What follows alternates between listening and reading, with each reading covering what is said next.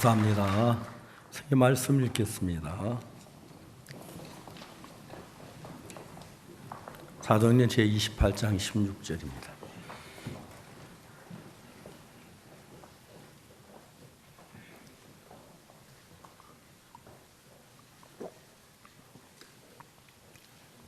사도행전 28장 16절부터 31절까지 읽겠습니다.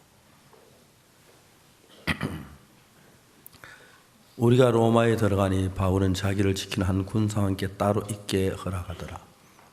사흘 후에 바울이 유대인 중 높은 사람들을 청하여 모인 후에 이르되, 여러분 형제들아, 내가 이스라엘 백성이나 우리 조상의 규모를 배척한 일이 없는데 예루살렘에서 로마인의 손에 죄수로 내어준 바 되었으니 로마인은 나를 신문하여 죽일 제목이 없으므로 노래하였으나 유대인들이 반대하기로 내가 마지 못하여 가이사에게 호소하며 내 민족을 송사하는 것이 아니로라. 이러면 너희를 보고 함께 이야기하려 청하였노니 이스라엘의 소망을 인하여 내가 이 쇠사슬에 매인 바 되었노라.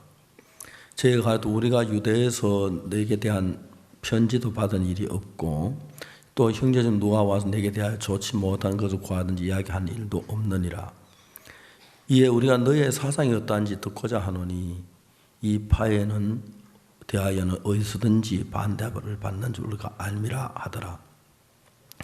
제가 일자를 정하고 그의 우하는 집에 많이 오니 바울이 아침부터 저녁까지 강론하여 하나님 나라를 증거하고 모세 율법과 선지자의 말을 가지고 예수의 일로 권하더라.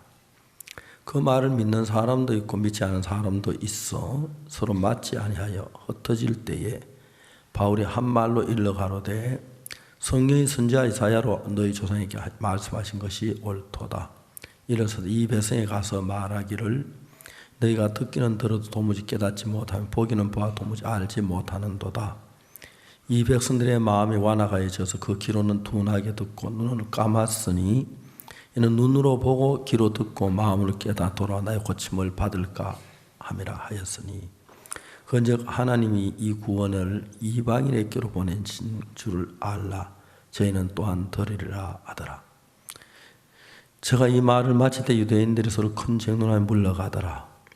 바울이 온 이태를 자기 새 집에 유하며 자기에게 오는 사람 다 영접하고 담대히 하나님 나라를 전파하며 주 예수 그리스도에 관한 것을 가르치되 그 많은 사람이 없었더라. 거기까지 읽었습니다. 성경 창세기 1장 이렇게 시작합니다. 태초에 하나님이 천지를 창조하시니라.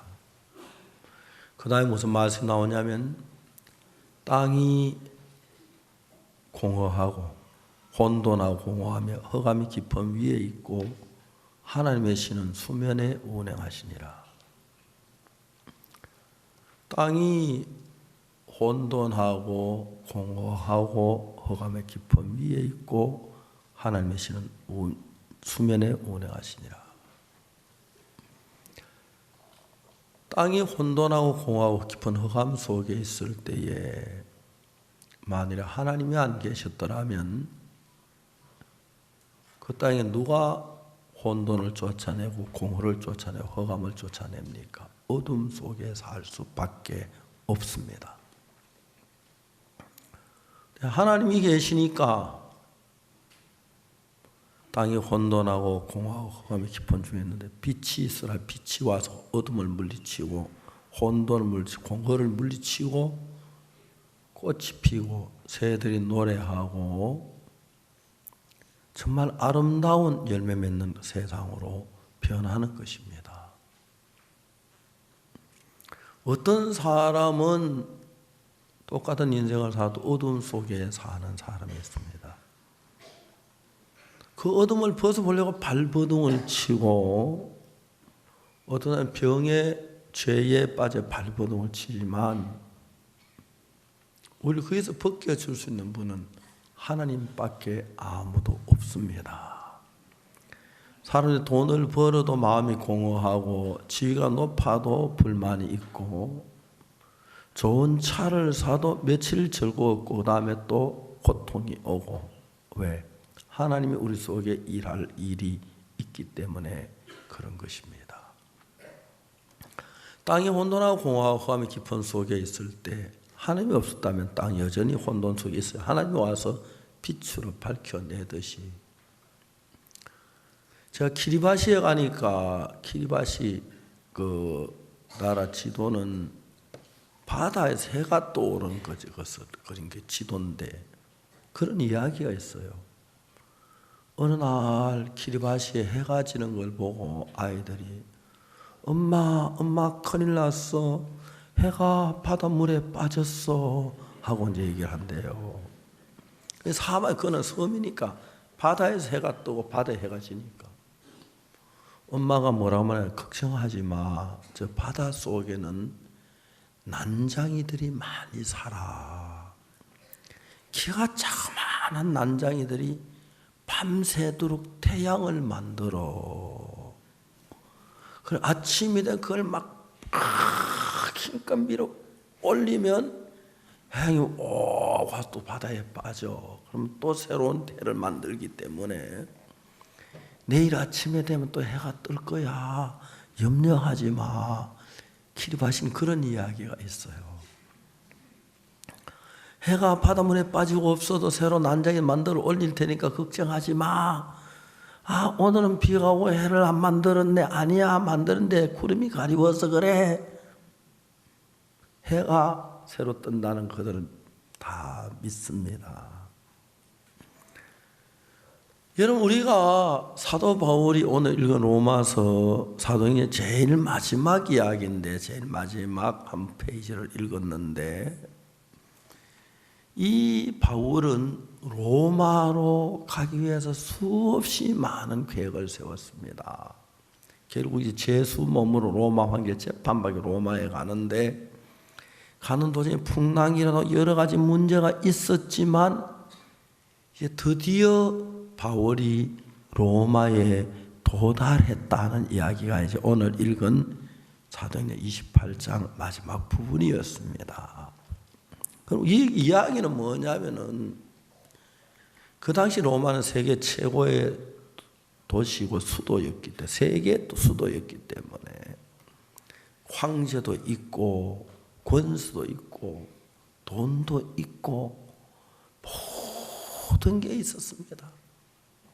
노예도 있고 뭐 잘 사는 사람 모습 많이 있었는데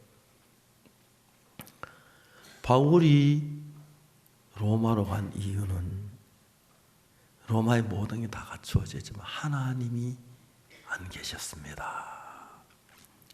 그래서 바울은 로마인들에게 하나님을 증거하러 가서 이제 들어가는 장면이 오늘 이제 나왔고, 그 바울로 말미암아 로마의 복음이 증거되면서 너무너무 밝고 복된 삶을 사는 걸 볼 수가 있습니다. 저는 집회를 하면 많은 사람을 만납니다. 많은 사람들이 나는 돈도 잘 벌고 가정도 좋은데 아이들 때문에 문제예요. 나는 뭐는 어떻고 어떤데 뭐 때문에 문제, 다 문제가 있는데 우리 문제를 해결할 만한 능력이 없지요.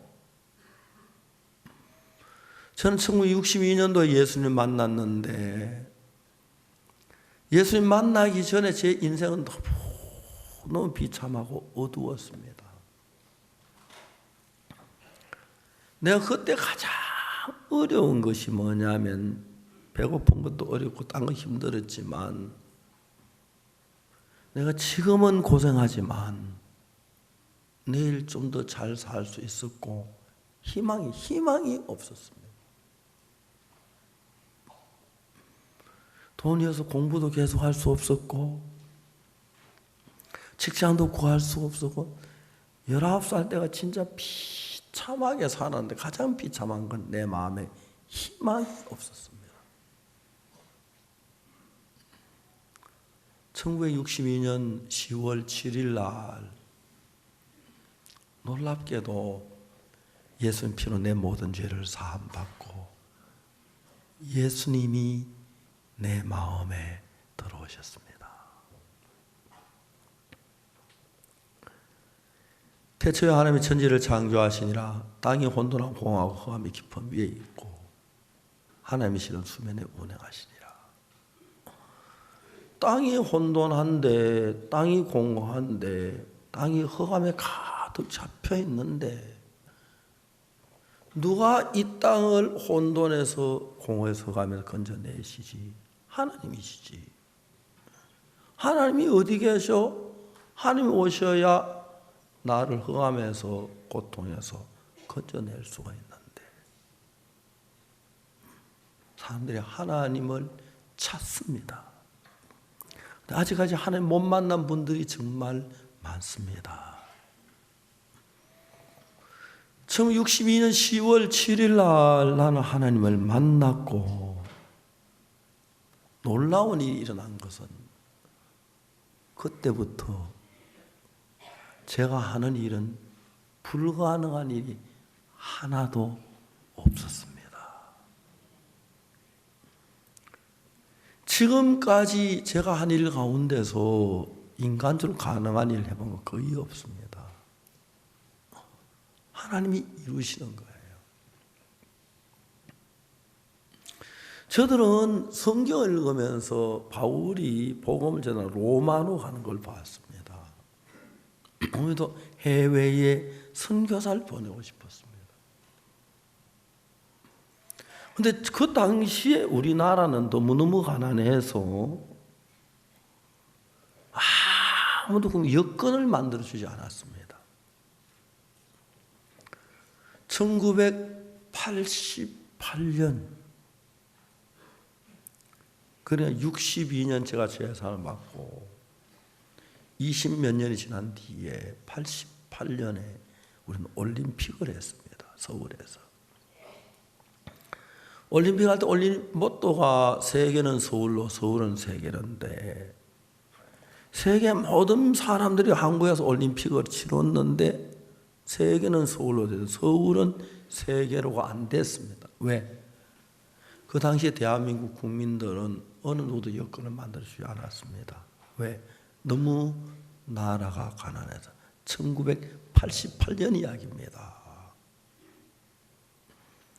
그래서 외교관이나 큰 기업의 회장이나 여건을 만들어 주었지 어느 누구도 여건을 만들어 주지 않았습니다. 우리가 뭐 해외 선교 상상도 할 수 없었습니다. 1989년 3월 달에 당시 노태우 대통령께서 뭘 담화문에 발표해야 하셨느냐면 45세 이상 된 사람에게 여건을 만들어 주겠다. 제가 간신히 그때 45세가 넘었어요. 제 아내하고 제가 대사관, 여건을 만든 미 대사관, 미국 비자를 받아서 1989년 3월 달에 LA에서 집회하고 9월 때 독일 베를린에서 집회를 했어요. 그 다음에 저는 이제 아프리카에부터 선교사를 보내고 싶었어요. 그때 제가 대전에 있었는데 1989년, 1990년, 1991년, 1992년에 대전에서 1994년인가 2년 엑스포를 했어요. 그래서 외국에 많은 사람들이 왔는데 우리 교회 청년들이 어느 날 목사님, 우리 외국인들에게 전도하고 싶습니다.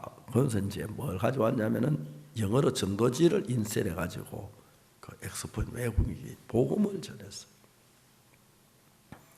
학생들이 복음을 전하다 케냐 사람들을 만나가지고 친구가 돼서 매일 저녁 케냐 사람들 저녁에 그 아파트 가서 놀고 막 그랬어요. 어느 날 학생 하나가 나한테요, 목사님, 케냐 사람들 너무 불쌍합니다. 왜? 한국에는 세계적으로 음식값 비싸기로 아주 유명한 나라인데 케냐에서 그 사람들 이거 일하는 사람이 한 달에 월급 200불 받는다 하더라고요. 그 아직 밥 몇 그릇 사 먹으면 없어서 케냐 사람은 거의 밥을 못 먹고 라면 먹고 고구마 사 먹고 그렇게 어렵게 산다고 하더라고요. 그래서 제가 어느 날 제 아내한테 이야기를 해서 여보 우리 케냐 식사 한번 초대하자. 그리고 케냐 사람들을 초대하니까 학생들 워낙 한 20명이 왔어요. 제 아내가 소고기, 닭고기, 케냐 사람은 닭고기 굉장히 좋아합니다. 닭이 케냐 요즘 케냐는 양계하는 사람이 없어요. 잘 될 건데 양계 잘하는 사람 케냐 가서 해보시 돈 벌 것 같은데. 그 너무 그들이 좋아해요. 음식을 먹고 난 뒤에 한 사람이 말해서 목사님 우리는 음식 초대받으면 식사 초대받으면 선물을 사가지고 가는데 저는 돈이 없어 선물을 준비 못했습니다. 그때 노래 하나 부르겠습니다. 우린 그냥 서서 노래 그냥 막 춤을 추면 끼끼끼 깨끼끼 하면 노래 부르는데 너무 그날 즐거웠어요. 당신들 한국에 가서 뭘 제일 하고 싶으냐 물어봤어요. 예, 목사 우리 대전 엑스포 안에면 한국 여행하는 게 소원입니다. 그러냐고 내가 얘기를 했어요. 내가 종종 지방에 갈 때 아내하고 둘이 승용차 타고 가는데 내 승용차 뒷자리 남는데 2명도 앉고 3명 할 수 있는데 같이 갈 때 너무 좋아하는 거예요.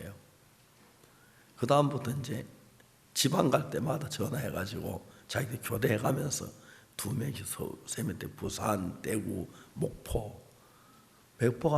생낙지 먹는 막 기겁을 하고 막 했던 그 사람들. 저도 처음에 케냐 음식 먹을 때 기겁하고 했는데 이분들이 너무너무 저희들하고 가까웠어요. 근데 케냐 엑스포 할 때 오늘은 미국의 날 무슨 날 하는데 케냐의 날이 됐는데 케냐의 상공부 장관이 왔어요. 와서 이제 케냐 현지인들만 상공부 장관님 우리 여기 한국의 박옥수 목사님 케냐 사람들 너무 사랑해요. 박옥수 목사님 인사 좀 하세요. 전화가 왔어요. 케냐 상공부 장관이라고. 저녁에 인사하러 가고 싶다고. 몇 시쯤 오겠냐, 이게 7시쯤 오겠다는 거예요. 그러면 우리 집에 식사하면 되겠느냐고. 좋다고. 몇 명 오겠냐? 20명 오겠다고. 보통 장관을 수행하는 20명 되니까요. 또 우리 사람은 막 그런 거 신나게 해요. 자매 다 시켜 부려 먹으면서도. 그래 그날 음식을 잘 대접했어요.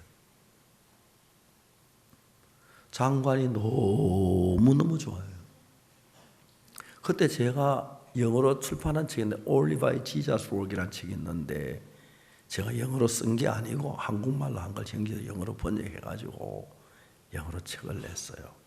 그걸 딱 줬더니 이분이 너무 좋아하더니 케냐 그 이듬해 봄에 저를 케냐에 초대했어요. 1994년 처음으로 봄에 케냐를 갔는데 공항에 저녁에 공항이 캄캄해요. 이런 데서 그때만 케냐가 너무 가난해가지고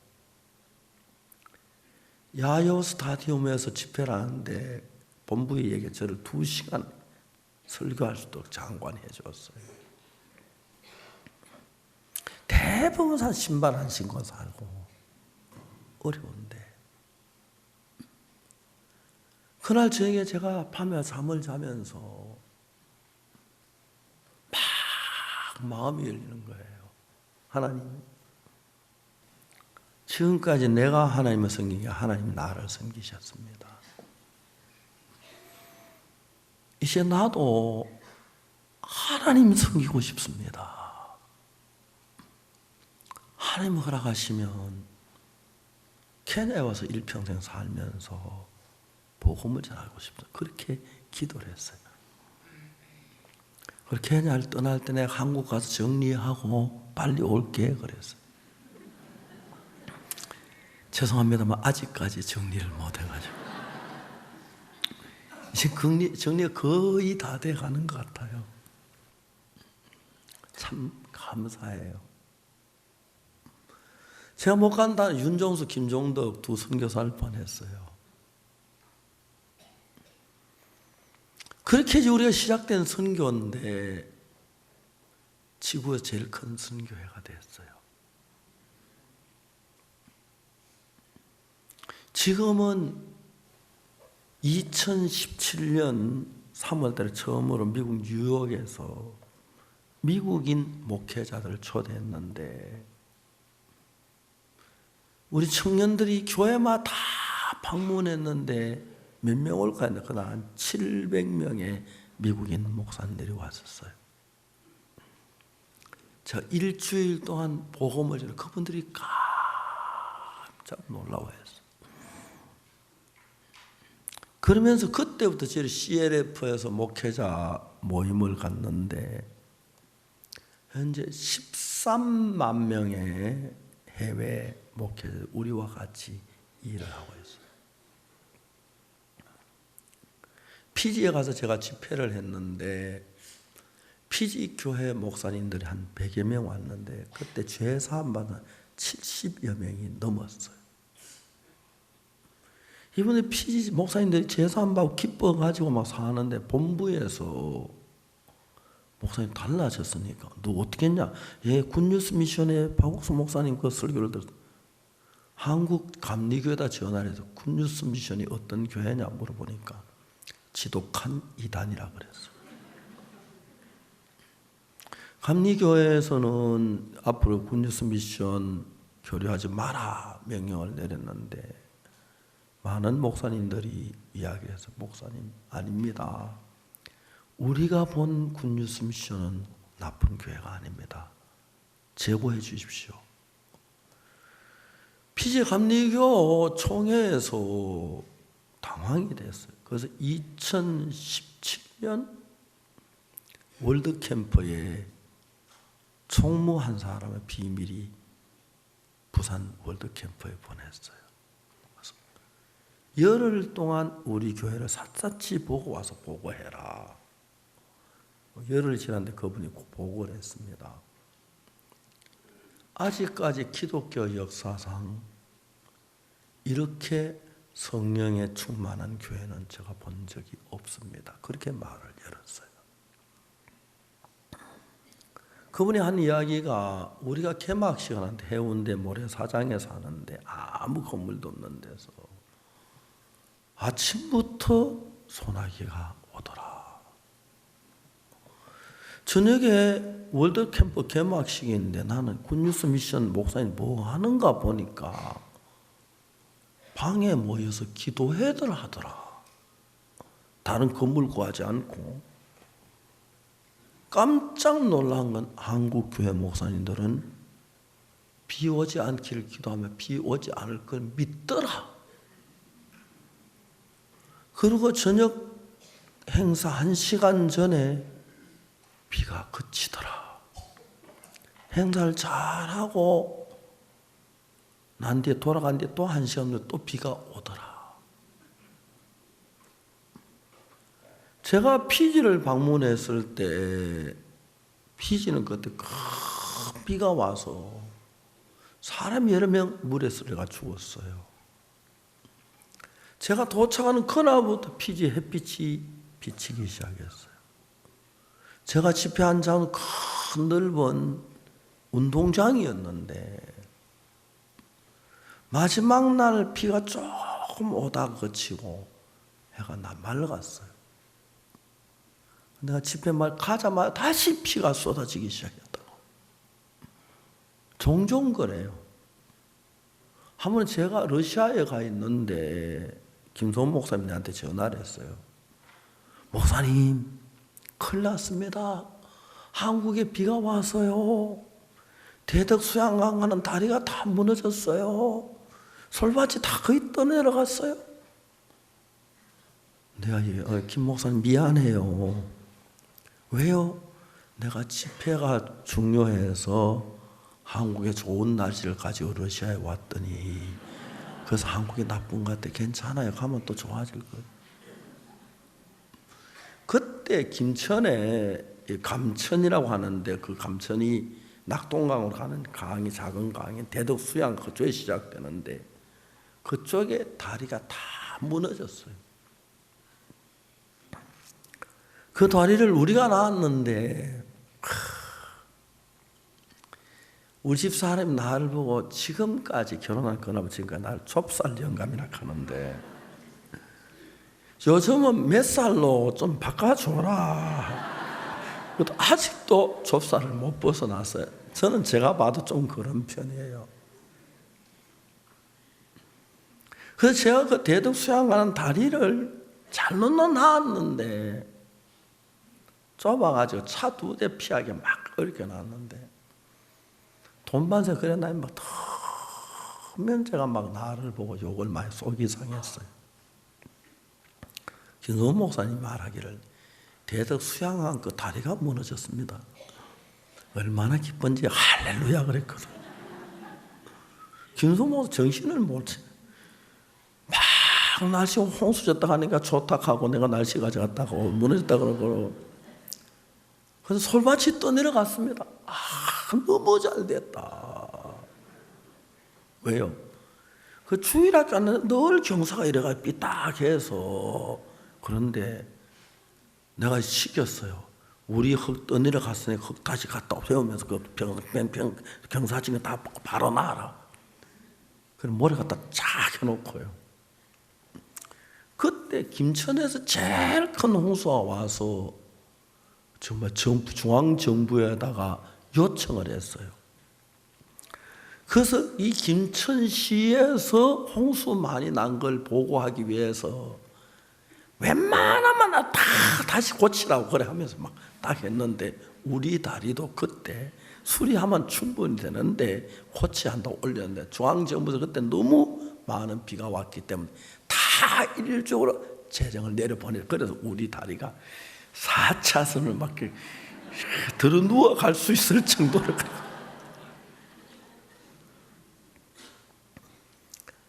이제 이런 이야기들은 여러분 잘 모르죠. 어떻게 다리가 저렇게 고쳐지고 잘 몰라요. 저는 그거 잘 아는데 저는 지금도 좁쌀 영감이에요. 막 큰 건 못 보고 자잘한 것만 보고 따진다고 그래서 큰 거는 멀리 보려고 하니까 눈이 아파서. 근데 제가 하는 일에 예수님이 오신 뒤로 달라지는 걸 보면 너무 좋은 거예요. 케냐에는 종교 등록이 없으면 예배를 드리면 안 돼요. 그때 한국에 같이 왔던 그분들이 저희들이 좀 도와줘서 좋아가지고 자기 교회 목사님도 부탁해가지고 그 교회 종교 등록을 우리에게 내줬어요. 내가 케냐 가니 그 목사님이 저한테 좀 보자 그러더라고요. 분명히 저한테 돈을 요구하겠다는 생각이 들었어요. 돈을 얼마 줘야 하지? 그 당시에 제가 케냐 갈 때 7,000불을 가져갔는데 2,000불을 줘야 3,000불이 말이 안 되는 거예요. 밤새도록 고민을 했어요. 목사님 만났는데 제가 이야기를 했어요. 목사님이 우리 교회 예배당신네 돈이 얼마가 필요하다 좀 보태줘라. 빈민군지 얼마 내가 그랬어요. 왜 당신 돈으로 하나님 머지하지 않고 하느냐. 케냐에는 하나님 안 계시냐? 나는 아직까지 한 번도 내 필요한 거 다른 사람에게 필요하다고 도와달라고 한 번도 손 내밀어 본 적이 없었어요. 죄사함 받고 난 뒤에 어느 누구에게도 하나님께 기도했고 하나님은 다 주셨으니까요.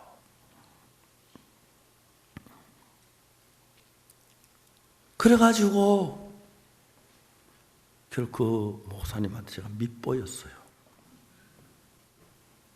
선교사를 둘을 추방하기로 됐어요. 근데 제가 그날 이제 가기 전에 미골이란 데를 갔는데 선교사 같이 케냐에서 차로 한 6시간쯤 돼 걸리는 미골인데 오후 내내 노방전도가 저녁에 어떤 집 마당에서 집회를 했어요. 지금도 막 사방에 깜깜한데 하늘에 별이 바짝바짝 비치는데 넓은 마당에서 주민들 모아놓고 막 말씀을 전했어요. 그리고 그날 그 다음날 제가 나이로비를 떠난 날이 돼서 자고 새벽에 이제 나이로비로 와서 차를 타고 떠났는데 그날 저녁에 미고리에 예배에 참석했던 분들이 그 이튿날 다 모였어요. 우리 이 말씀 들어야 한다.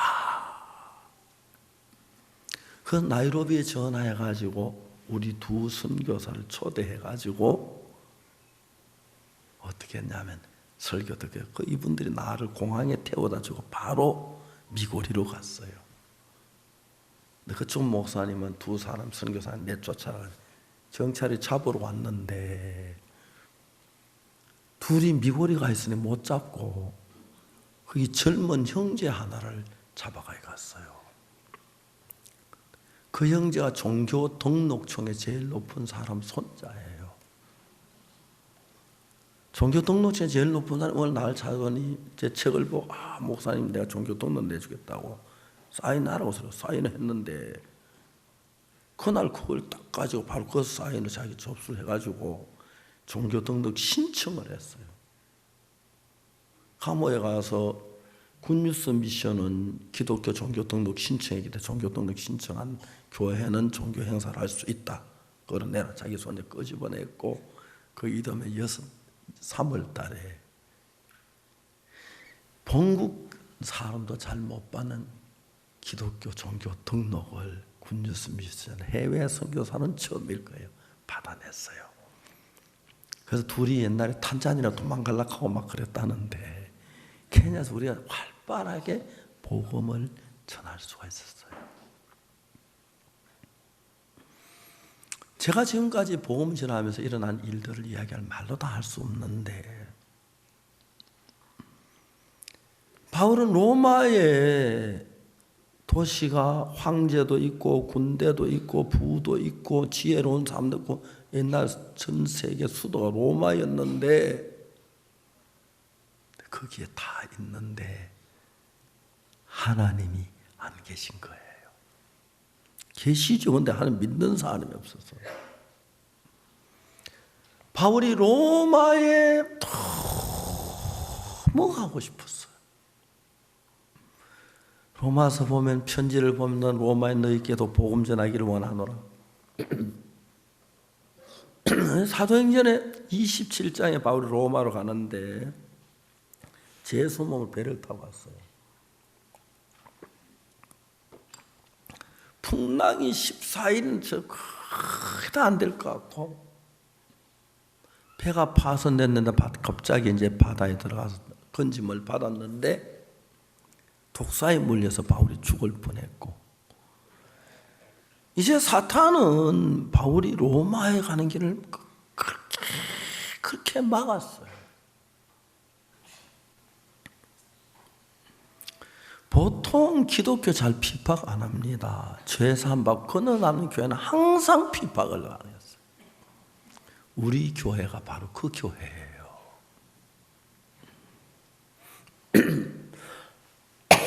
근데 하나님이 살아계셔서 지금까지 이끌어 오신 걸 이야기하라면 말로 다 할 수가 없어요.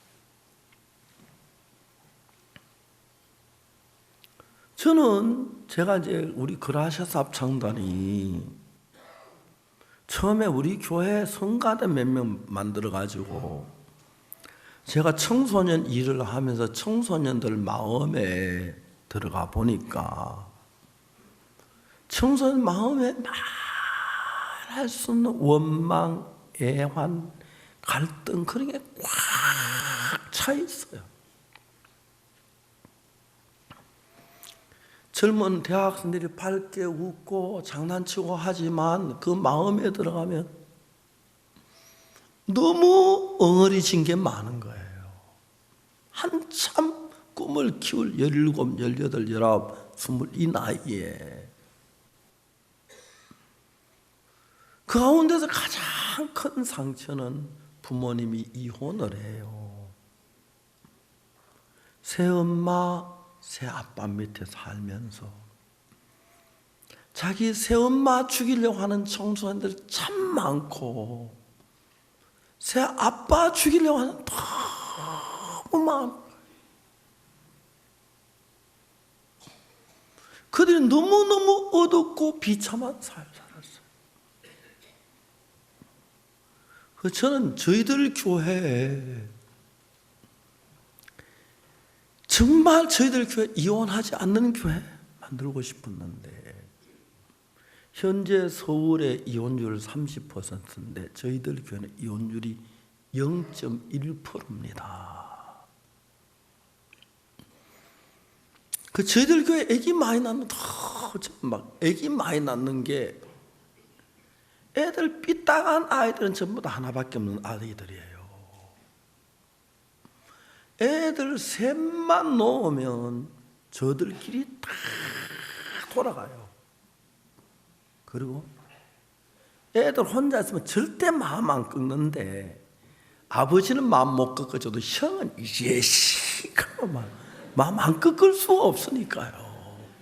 우리 손자들도 그래. 막내가 낮게 사랑받아 막 그런데 형한테 엉겨 붙대. 그러면 형이 저 아버지 보니까 눈치 잘 못하고요. 레슬링 하니까 딱 그러 형 나 죽어 나 살려 꼼짝 못해요. 그래 아버지 어머니 집을 비울 날이 많으니까 그 형이 딱 다스려주고 요리해주고 고기 구워주고 잘 따라요. 그러니까 애들 셋만 오면 대인관계가 굉장히 좋아져요. 자폐증 뭐 또 무슨 증 면허증 하여튼 그런 것들 전부 다 왜 일어나냐면 면허증 그게 아니고 혼자 있는 집에 많이 일어나요. 그 저들은 우리 교회 막 형제들 애기 많이 낳아라. 기본이 셋, 넷, 다섯 막 낳아라 그래요.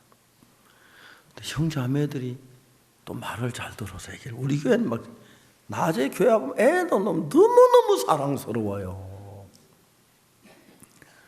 근데 우리 여기 아파트 딱 당첨하는데 저 몰랐는데 애기 둘 놓으면 1순위고 셋 놓으면 0순위래요.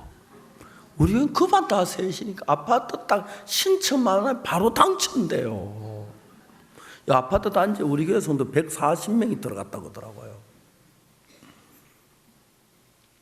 하여튼 저들이 하는 모든 일에는 하나님 일하게 너무 신기해요. 지금 이제 우리가 한국교회 가장 큰 문제가 뭐냐면은 이게 사실인지 내가 전에 들은 이야기인데 확인 안 된 이야기인데 어떤 장로님이 있었대요. 돈이 많은데 하늘나라 가고 싶어서 헌금도 많이 하고 봉사도 많이 장로가 열심히 일을 했는데 죽을 때가 다가온 거예요. 죄가 안 씻어진 거예요.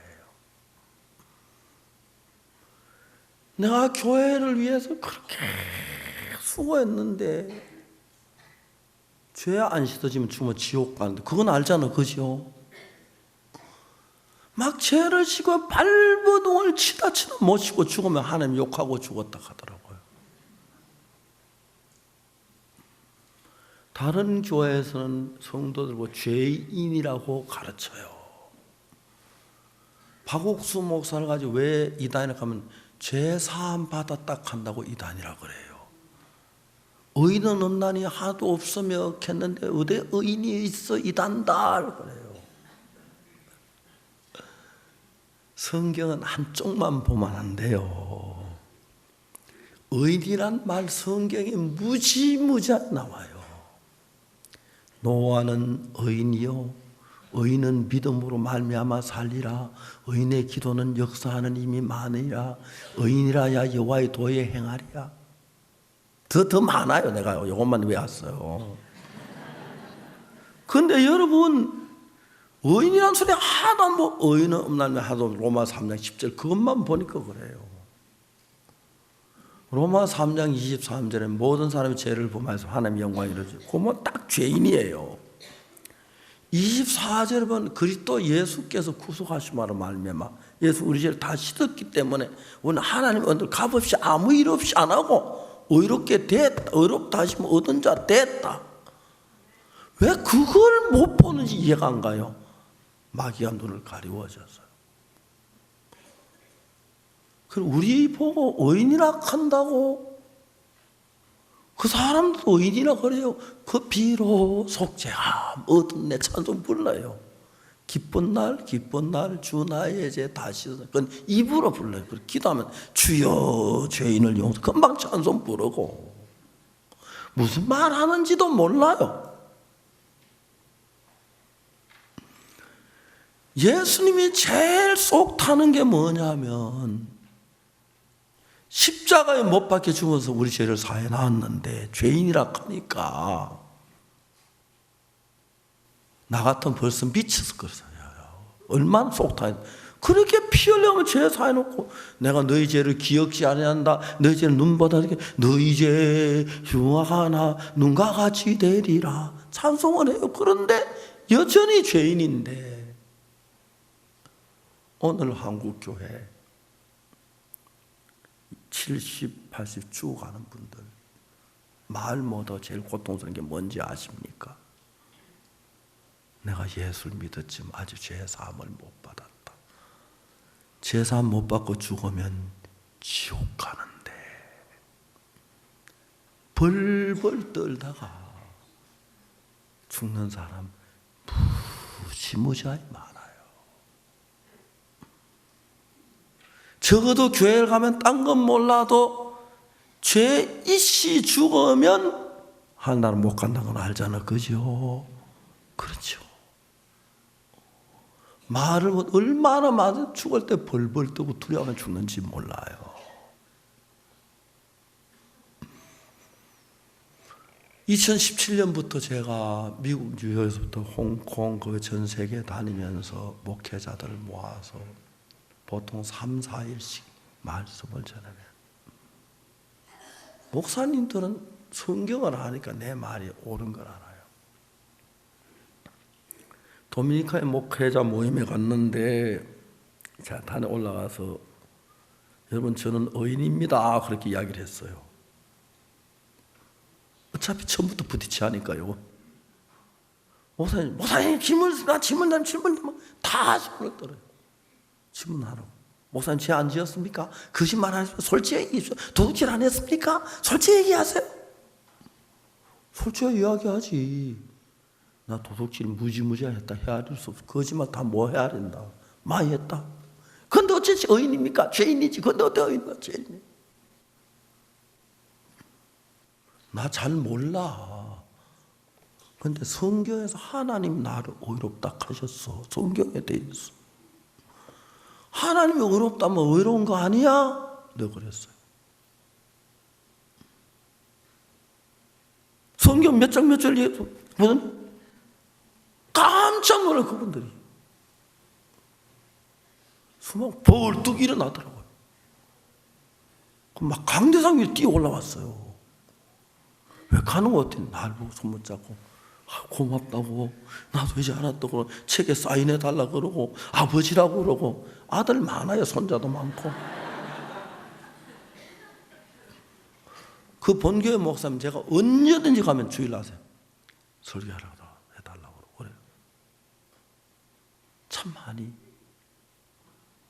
제대로 따르고 했어요. 기독교에서 제일 잘못하는 게,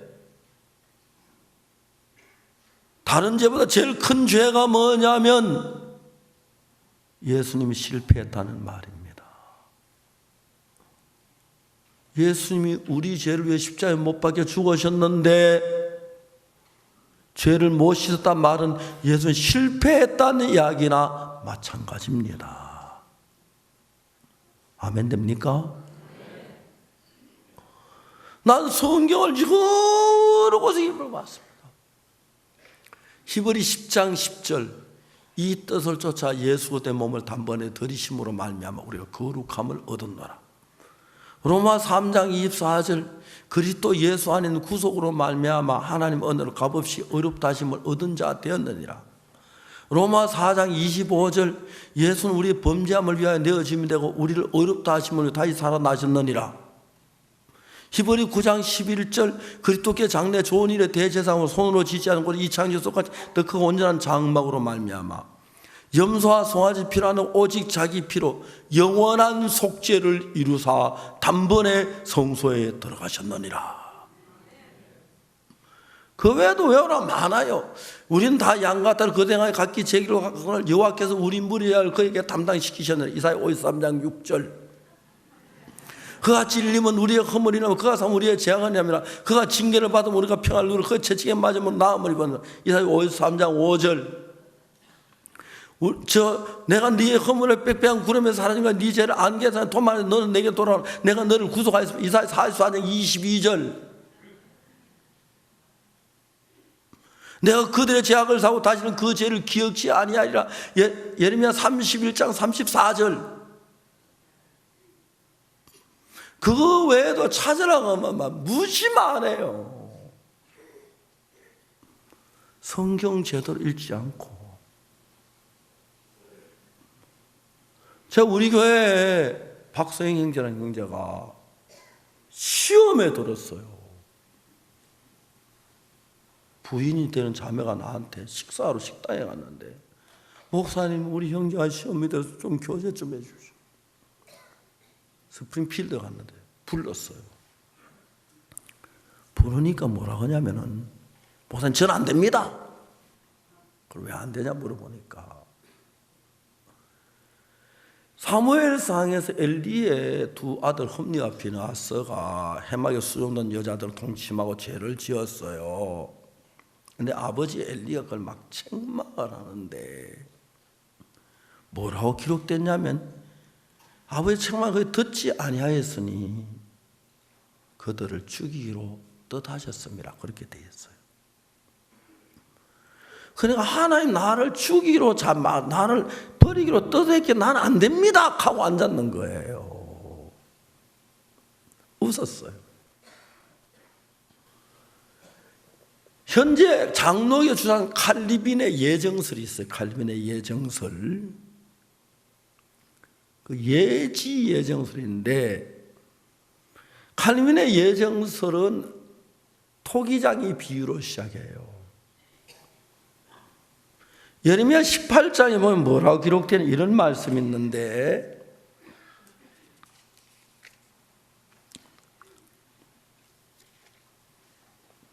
예레미야 18장에 보면요,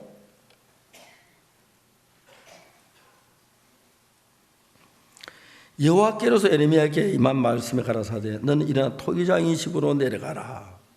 내가 거기서 내 말을 내게 드리라 하시기로 내가 토기장의 집으로 내려가서 본즉 그가 농로로 일을 하는데, 4절, 진흙으로 만든 그릇이 토기장의 손에 파사하며 그가 그것으로 자기 의견의 손에 다른 그릇을 만들더라. 그 진흙으로 만든 부서졌기 때문에 토기장이 원한 자기가 다른 밥그릇을 만들지 뭐 자기 원하는 그릇을 만든단 말이야. 5절에 보면 이렇게 때 여호와의 말씀을 일어나 가라사 내게 이 말 가라사 때 나 여호와가 이러노라 이스라엘 족속아 이 토기장이 하는 같이 내가 너희에게 뭐 행하지 못하냐. 이스라엘 족속아 진흙이 토기장의 손에 있으면 너희가 내 손에 있다. 그러니까 토기장이가 진흙 한 개 자기 만드는 사람 만들어 그릇을 만들듯이 하나님도 우리를 손에 잡고 택하든지 안 택하든지 할 수 있는 자격이 있다 이 말입니다. 그런데 거기서 칼빈의 예정론은 어떠냐면은 하나님 택한 사람은 암만 죄를 지어도 언젠가 돌아온다. 반대로 택하지 않는 사람은 암만 믿어도 지옥 간다, 안 된다. 예정설이 그렇게 돼 있어요. 예지 예정설이. 기가 막힌 건 그 다음 9절, 7절 한번 읽어봅시다. 내가 언제든지 어느 민족이나 국가나 뽑거나 파하거나 멸하려고 한다. 그러니까 택하지 않았죠, 그죠? 하나님 누구를 택할 수 있고 택하지 않을 수 하나님의 권한이에요. 토기장이가 질그릇 만들 자기 마음대로 원하면 만들듯이. 자, 여기 내가 어느 민족이나 국가를 뽑거나 파거나 이런 이제 택하지 않는 백성이잖아요. 그 8절에 뭐라고 기록됐냐면 만일 나의 말한 그 민족이 그 악에 돌이키면 내가 그에 내리고 생각하였던 제 악의 뜻을 돌이키겠고.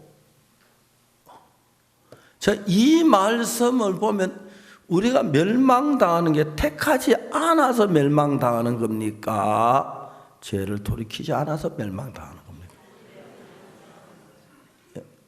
반대로 9절 내가 언제든 어느 민족을 국가나 건설할 심하리로 한다고 하죠. 이건 택한 백성이죠. 만일 그들이 나보기에 악을 행하여 내 목을 청정치 않으면 내가 그에게 유익하게 하는 선에 대한 뜻을 돌이키리라. 하나님이 택할 수 있는 택한 걸로 기준 삼는 게 택한 백성이라도 내 말 안 들으면 내가 멸하고, 알겠습니까? 택하지 않는 백성이라도 돌이키면 내가 받겠다 이야기야. 박서영 그거를 깜짝 놀라는 거예요.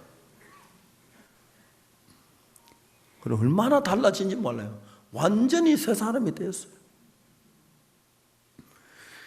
자기는 엘리 제사장의 아들이 그의 그러니 하나님이 죽이기로 멸해서 안 들었다고 그랬는데 그게 아니고 안 듣기 때문에 죽이기로 멸한 겁니다. 아멘. 여러분 어떤 죄를 지어도 지금 돌이키고 돌아오면 하나님의 긍휼을 베풀고 아무리 택한 사람이라도 하나님 떠나면 저주를 받습니다. 결론적으로 하나님이 택하냐 안 택하냐 그게 중요한 게 아니고 우리가 하나님께 돌이키느냐 안 돌이키느냐 그게 중요한 결론이라는 걸 성경은 얘기하는데 칼빈의 예정서는 하나님 택하냐 의지에 중점을 두고 얘기한다. 하나님 우리를 절대 그렇게 하지 않습니다. 예를 들어 사울왕 하나님 택했는데 버렸어. 가룟 유다 하나님 예수님 직접 택했는데 버렸어. 유대인도 하나님 직접 택한 하나님 버렸어요. 박옥수 목사는 이방인을 하면 안 택했는데 구원 받았어요. 왜? 돌이켰기 때문에. 아멘. 그래 이 성경을 자세히 뭐 대충 넘어가는 사람은 장로교에서 가장 강력하게 난 칼빈의 예정서를 가는 건데 성경 조금만 읽어보면은 너무 엉터리 이야기를 하는 거예요. 이런 얘기 장로교 다 나와요. 내가 다 얘기할 수 있어요. 성경은 하나님 택하고 안 택하고는 그렇게 중요한 게 아니고 택해도 우리가 하나님 버리면 멸망이고 택하지 않아도 하나님을 믿으면 구원받는. 그래서 우리는 이방인 택함 받지 않는 백성이 다 구원받았잖아요. 할렐루야. 그런 거예요. 성경을 깊이 모르니까 대충 알고 만든 교리들이 참 많아요. 내가 어느 교회를 공격하려고 하는 게 아니고 안식일 교회는 안식일을 잘 지켜야 한다고 그래요. 그런데 참 재미있는 성경은 히브리 10장 10절에서 율법은 장차오는 좋은 일의 그림자요 참 형상이 아니다 그래요.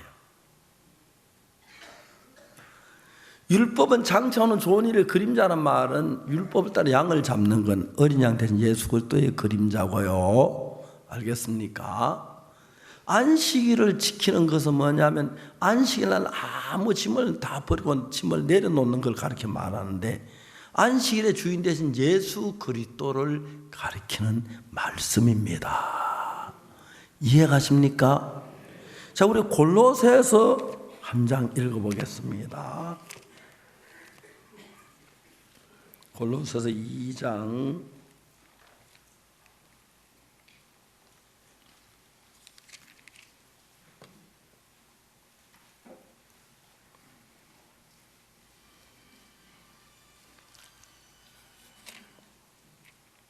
16절 그러므로 먹고 마시는 것이나 절기나 월삭이나 안식일이나 누구든 너희를 편노하지 못하게 하라.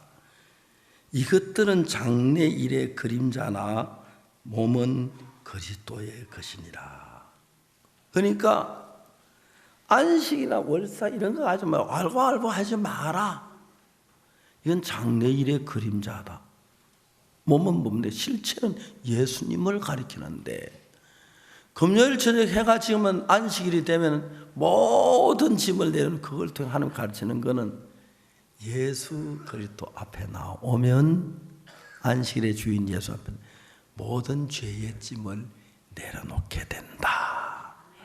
그걸 설명하기 위해서 안식일이 지어졌고 알겠습니까? 그림자로. 이건 그림자라 그랬습니다. 그러니까 그 율법 잘 지킨다고. 율법은 장차오는 좋은 일의 그림자의 참 형상이 아니므로 그랬습니다. 그것들은 장차오는 예수 그리스도를 소개하기 위한 겁니다. 옛날엔 결혼할 때 신랑 신부가 마주 보고서 결혼한 게 아니고 중신애비가 둘이 이제 소개를 해요. 우리 동네에 예쁜 아가씨가 있다. 진짜 예쁜 아가씨. 그럼 이제 소개하다 사진을 가지고 이게 본인이 이선 사람이다. 옛날에 중신애비가 거짓말도 많이 한다 하더라고. 얼굴도 예쁘고 너무 착한데 좀 멀어서 문제다 그랬대요. 그런 총각이 아니 뭘 하루 더 가면 되지 뭐 괜찮다고 중신애가 그래. 중신 딱 결혼해서 보니까 신부가 눈이 먼 거예요. 왜 날 속였느냐고. 내가 언제 속이냐. 멀었다고 안 가냐. 네가 하루 더 가면 된다며.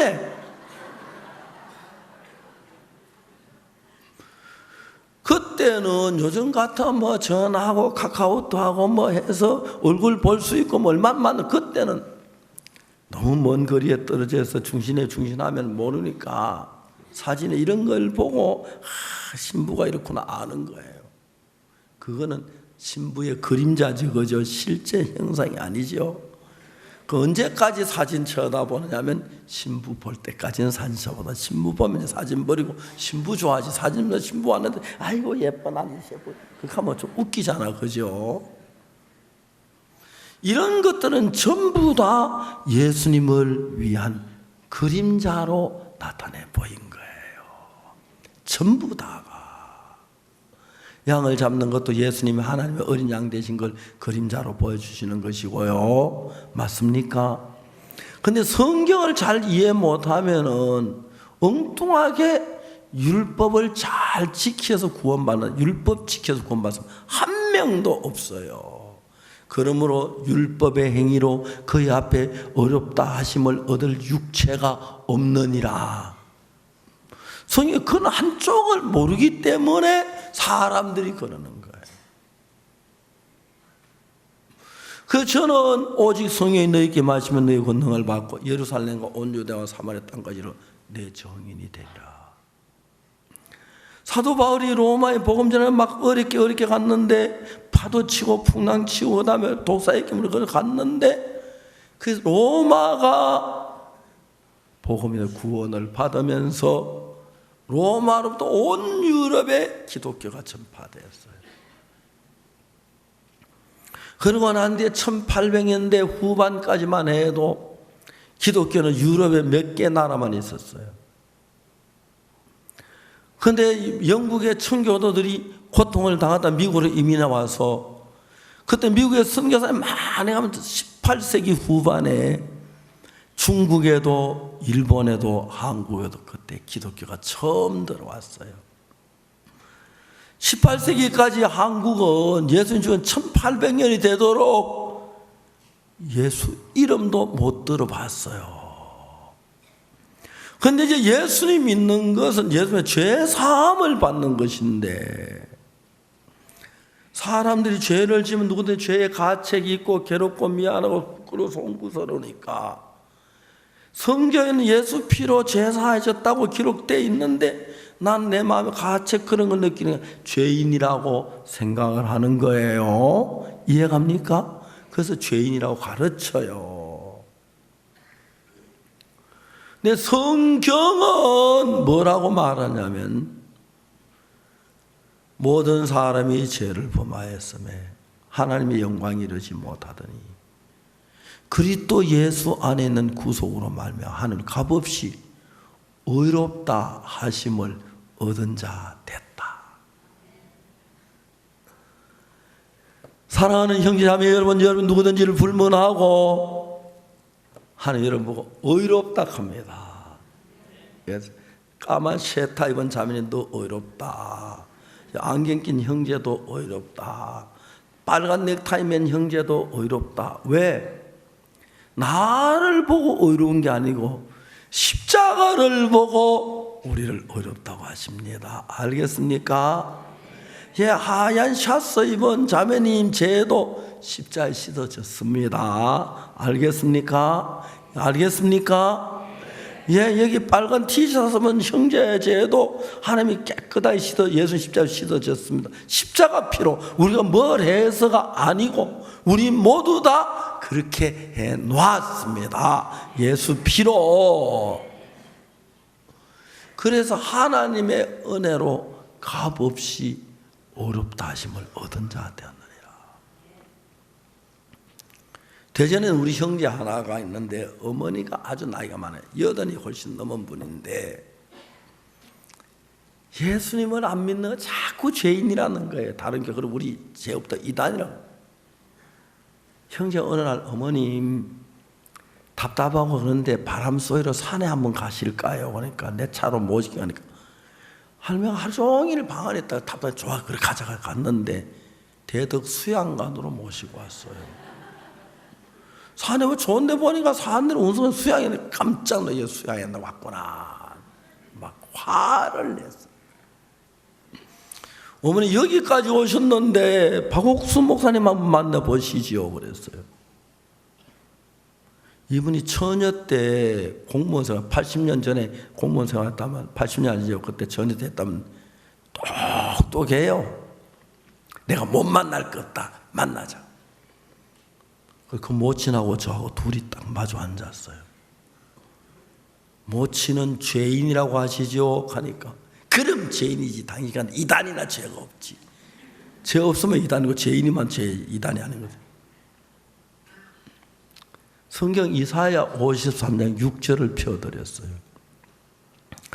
우리는 다 양 같아서 그릇 행하여 각기 제 길로 갔거늘 여호와께서는 우리 무리의 죄악을 그에게 담당시키셨도다. 모친 한번 읽어보라고 했어요. 우리는 다 양 같아 읽었어요. 그래도 죄가 있어요? 죄 있다니까. 당신 같은 이단이나 없지. 성경을 읽어도 무슨 일이 있는지 잘 의미를 몰라요. 그냥 읽어요. 왜 성경을 안 믿으세요? 내가 왜 성경을 안 믿어? 당신 같은 이단이 안 믿지. 성경은 뭘 믿는데? 신구약 66권 다 안 믿어. 다시 한번 읽어보세요. 우리는 다 양 같아 그새 각기 제 길로 갔거늘 여호와께서는 우리 무리의 죄를 그에게 여호와께서 우리 무리에 그에게 담당시켜서 우리에겐 죄가 있어요 없어요? 없지요? 없는데 내가 너무 기가 막히잖아요. 그 성경을 그냥 읽지만 뭐라 하네 좀 자세히 읽어봐요.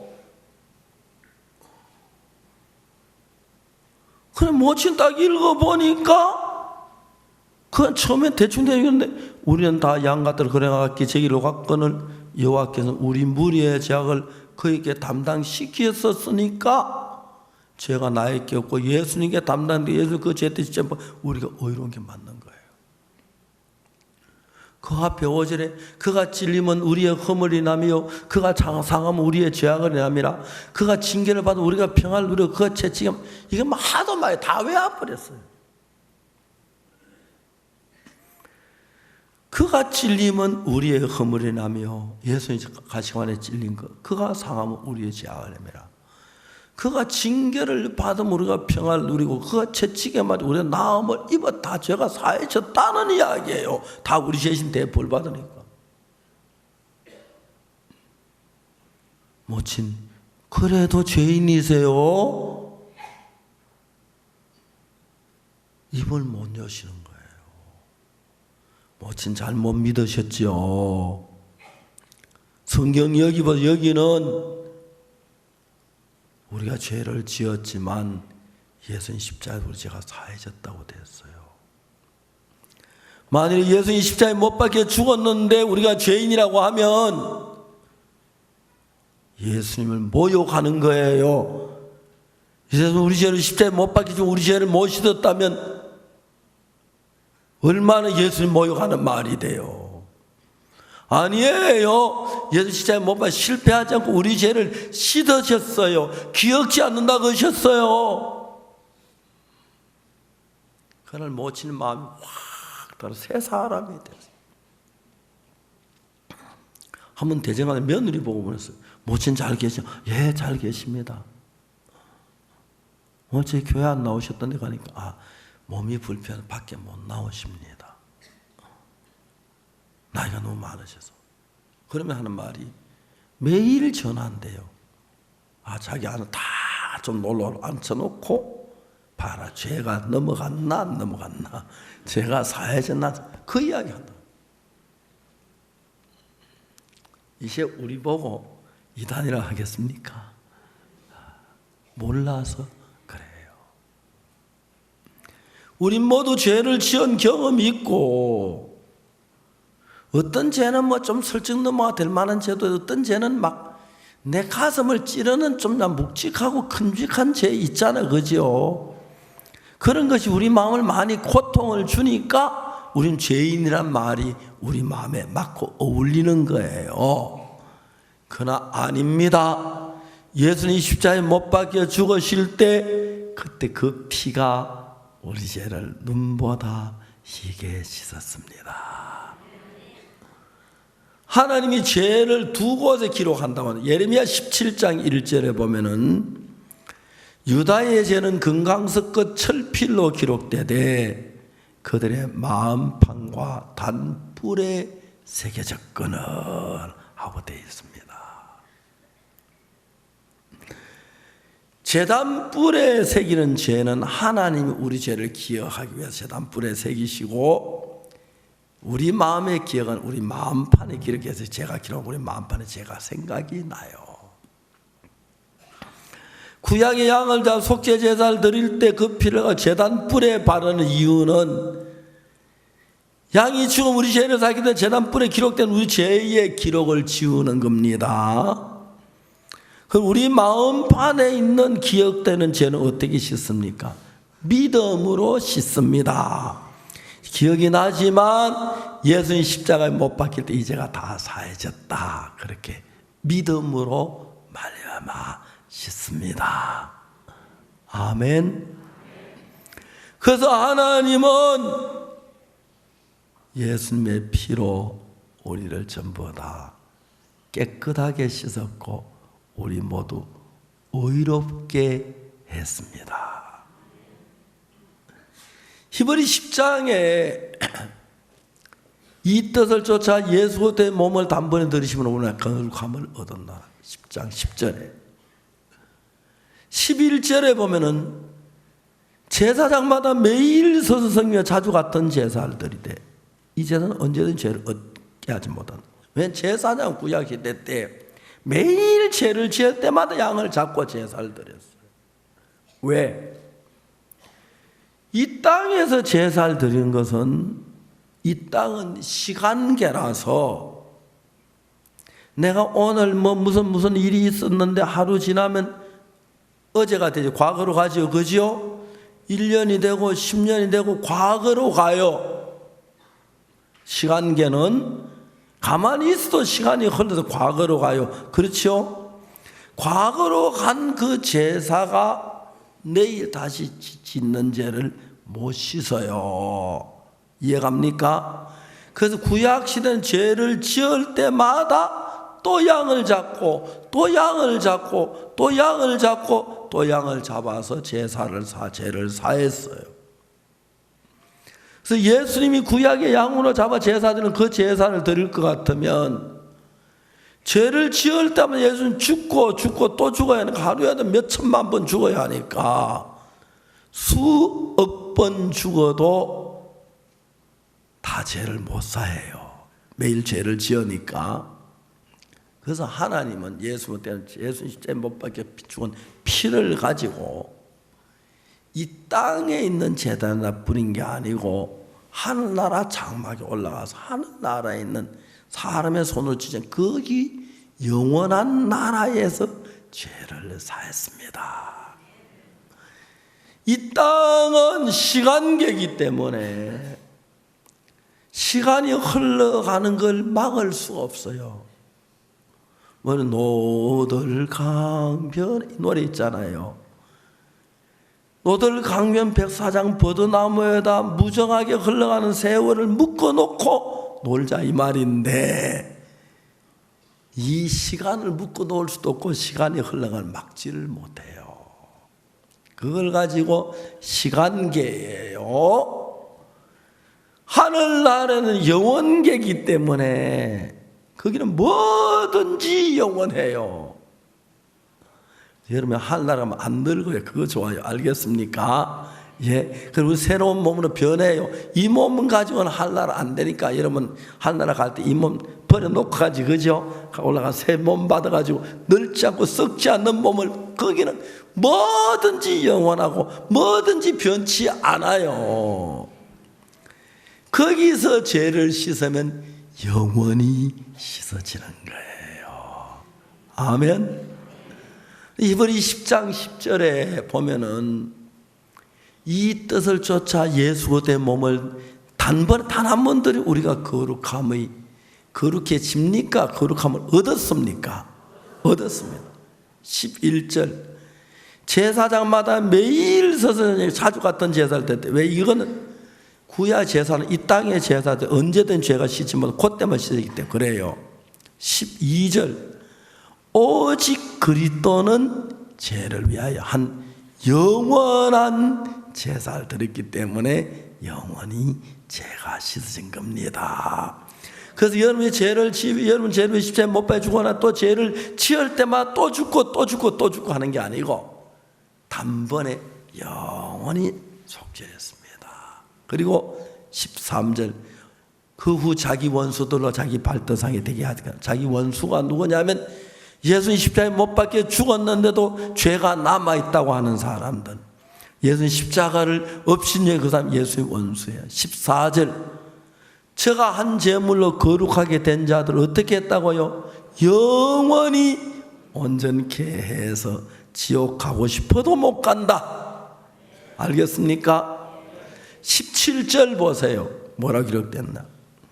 또 저희 죄와 저희 불법을 내가 다시 기억지 아니하리니 하셨으니 18절 이것을 사하셨은즉 다시 죄를 위하여 제사 드릴 것이 없도록 깨끗하게 끝내놨다.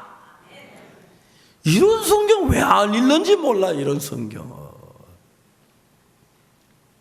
그래서 우리는 우리 생각 믿지 말고 예수님 십자가에서 우리 죄를 영원히 깨끗게 한 그 말씀 믿읍시다. 그럼 뭐 죄 막 지도 되겠네 막 그렇게 하는 사람 많아요. 어쨌든 영원히 사했다면 사했는지 뭐 이유가 그래 많아, 그죠? 지가 하나님도 아니면서. 맞아요? 그래서 우린 그거 그냥 믿어요. 하나님 어렵다고 하셔서. 이런 믿음을 가질 때 여러분 속에 하나님의 살아 일하시고 은혜를 베푸시는 것입니다. 기도하겠습니다. 잠시 기도하는 시간을 개인적으로 가지겠습니다. 하나님의 은혜로 우리 죄가 사해진 것을 감사하시고, 지금까지 내가 죄인이라고 생각했던 분들이라도 하나님의 은혜로 죄가 씻어진 것을 마음에 믿는 그런 믿음을 가시기 바랍니다. 개인적으로 잠시 기도하는 시간을 갖겠습니다.